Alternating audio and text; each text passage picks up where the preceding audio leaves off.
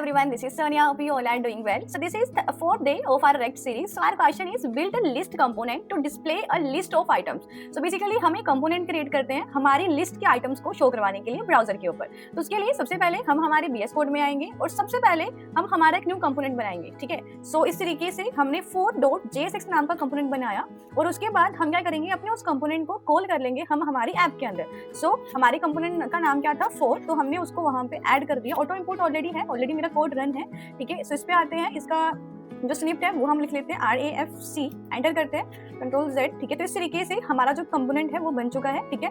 बनाने के बाद हमारे पास एक मैं हेडिंग लिख रही हूँ इसमें H1 करके और इसमें लिख दिया मैंने माई लिस्ट. सो मुझे मेरी आइटम की लिस्ट को वहाँ पे शो करवाना है. सो उसको शो करवाने के लिए मेरे पास वो आइटम्स होनी भी चाहिए. आप चाहो तो ऑब्जेक्ट का एरे बना सकते हो. जस्ट हम क्या करेंगे, मैं सिंपल एक डेटा नाम का वेरिएबल बना लिया, स्केल बेसिस लगाई, क्योंकि जो भी हमारे पास डेटा हो सबको करने का सेम ही तरीका है. तो फिलहाल जो मैं बना रही हूँ मैं सिंपल अपनी डेटा को लिख रही हूँ. तो सबसे पहले मैंने आइटम 1 रखी वहाँ पे, फिर उसके बाद हमने वहाँ पे लिख दिया आइटम 2. फिर इससे बाहर आए क्योंकि क्वेश्चन था आइटम को मुझे शो करवाना है, तो आइटम्स मेरे पास होनी भी तो चाहिए तभी हम शो करवा पाएंगे. सो हमारे पास आ गया आइटम 4. तो हमारे पास 4 टाइप का डेटा है.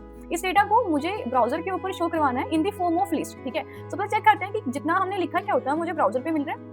इसमें आते हैं. सो मुझे आउटपुट में क्या मिल रहा है वहाँ पे माई लिस्ट, ठीक है. तो इसको थोड़ा सा इस तरीके से सेटल करते हैं, स्प्लिट कर लेते हैं 2 पार्ट्स के अंदर, हो कि आपको वो सब चीजें विजिबल हो, ठीक है. अगेन थोड़ा ज्यादा ही लग रहा है और कम कर लेते हैं इसे, ठीक है. सो अब हम बैक टू अपने इस फोल्डर के अंदर, ठीक है. अब हमारे पास आ चुका है. अब जब हमने जेएस पढ़ा था तो हमने देखा था अगर मुझे एरे के हर एक एलिमेंट को टारगेट करना है तो उसके लिए वी यूज मैप मेथड, ठीक है. सो मैप एक ऐसा मेथड है जो एरे के हर एक एलिमेंट को टारगेट करने में हमारी हेल्प करता है. तो उसको अगर मुझे यूज करना है डिफ के अंदर, for that we need to use curly braces, ठीक है. सो कर्ली ब्रेसिस हम यूज करेंगे. JSX का रूल है जावास्क्रिप्ट को डिफ के अंदर यूज करने के लिए हमें कर्ली ब्रेसिस का यूज करना पड़ेगा, वो हमने कर लिया.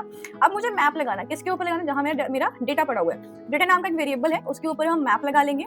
लगाने के बाद हर एक आइटम को टारगेट करना है, तो वो जो उसको टारगेट करने के लिए हम एक इसमें ऑब्जेक्ट पास करवाएंगे. तो ABCD किसी भी नाम से करवा सकते हो. तो मैंने ELE नाम से एक ऑब्जेक्ट वहां पे पास करवा दिया. देन 1 आइटम हुई, फिर दूसरी नंबर्स के अकॉर्डिंग उसको अपडेट रखना है. मुझे चेक करना है कि फर्स्ट के बाद सेकंड आना चाहिए. तो उनकी जो हमारे पास इंडेक्सिंग वैल्यू है वो भी हमें पता होनी चाहिए. तो 2 मैंने वहां पे ऑब्जेक्ट पास करवा लिए.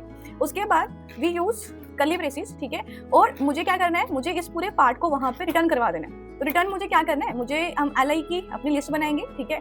और इसके अंदर सबसे पहले हम इसको एक की देंगे. की देना बहुत ज्यादा इंपॉर्टेंट है लिस्ट के फॉर्म में, क्योंकि उससे हम हर एक आइटम को वहां पे टारगेट कर सकते हैं. अब क्योंकि मुझे तो आउटपुट चाहिए, तो आउटपुट जो मेरे आइटम्स है वो कहाँ पड़े हुए हैं, वो पड़े हुए हैं इस ELE नाम के ऑब्जेक्ट के अंदर. तो कर्ली ब्रेसिस यूज करके हम क्या करेंगे, उस वाले ऑब्जेक्ट को वहां पे पास करवा देंगे. चेक करते हैं अपनी आउटपुट. देखो मेरी जो वहाँ पे लिस्ट है वो बन के आ चुकी है.